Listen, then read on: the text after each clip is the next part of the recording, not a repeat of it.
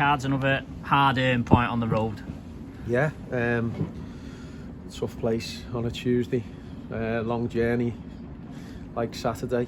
And always say it, there's no bad point on the road, especially midweek on a Tuesday when followed up another long journey. So yeah, pleased with a clean sheet.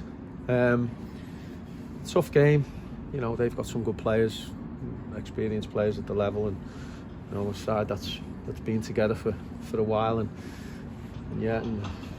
to come here, and I thought we played some good stuff at times. I thought our shape when they had the ball was very good. I thought there was some good individual performances again as well, and again we've got to keep working, build on it. The game was a fairly open game. There was ball movement both ends, but you still managed to keep the clean sheet. Is that, I know there's a lot of talk about not scoring goals, but at least it's open, and you look like maybe you've got the opportunity to create chances. Well, I thought we did. I thought we did create chances, and I think the more the lads get used to playing with Elliot, and realising that the sooner they release the ball to release him, the more effect he's going to have. And I think a couple of times early on in the first half, we had that extra touch which forced him wider, which meant his path to goal was obviously from a wider angle.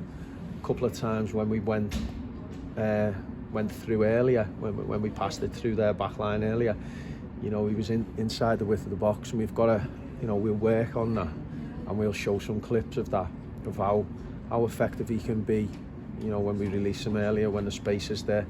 But I thought Connor was good. I thought Miles, he put a proper shift in. He didn't do loads going the other way, but he, in terms of helping Jack out, because they really tried to attack down this side. But to a man, they've all put a shift in tonight. You mentioned Connor Woods there. Sometimes it's the running he does off the ball that perhaps doesn't get the credit, because the pressing that he put on their keeper and the back four forces them into hurrying their decision making. Well, yeah, and not just that. I mean, you've seen how long the keeper's kick was, and when Connor's pressing and chasing and forcing him to kick it early, it's landing sort of midway in our half as opposed to on the edge of the box if he doesn't close down. But I thought Elliot, I thought them three, Matty, two midfielders, done a really good protecting job, both full-backs, centre-halves. Dan played his part, real team effort. You left it quite late. You didn't make any subs on Saturday, and you left it quite late to make subs tonight. What was the thought process behind that again? I didn't feel we really needed to make subs, and sometimes you make them because you think you've got to. Saturday I didn't feel we needed to disrupt anything. Tonight I felt there was a couple at times. Bowen was a little bit leggy, but he put a shift in Saturday. And to get some extra legs on, drop Matty back, into a deeper midfield role with Mikey, and then to bring Joe on. Elliot was cramping up a little bit. So as I say, there's no point forcing the issue to make a sub when it's not needed, when it's not necessary. That's always been my thoughts, and if we need to change it to affect the game, then obviously we will. But I just felt we were in the game, we were containing them to a degree in the second half, and we always looked threatening on the break, which is why I wanted to keep it like that. Yeah. I want to ask you about Hamish Douglas as well, Cards. He just seems to grow in stature and confidence every week, and like I said, he had a good shape about him, and he was key to that at the heart of defence, wasn't he? Well, I thought he covered really well a couple of times. He swept up, showed composure. He's a great lad, and I say it all the time, but great lads don't always make the best players, but he's got a real chance, I believe. He's 19. There's no better experience than playing with Clarkey. But one of the things he does is learn. He wants to learn. He asks questions. He's sending me clips of himself from Saturday. How can he be better? How can he handle situations better? And that is the sign of somebody with real ambition. But you've also got to back it with ability and game understanding and dedication, and he's got that in abundance. And you know, he's doing really well for us, and long may it continue.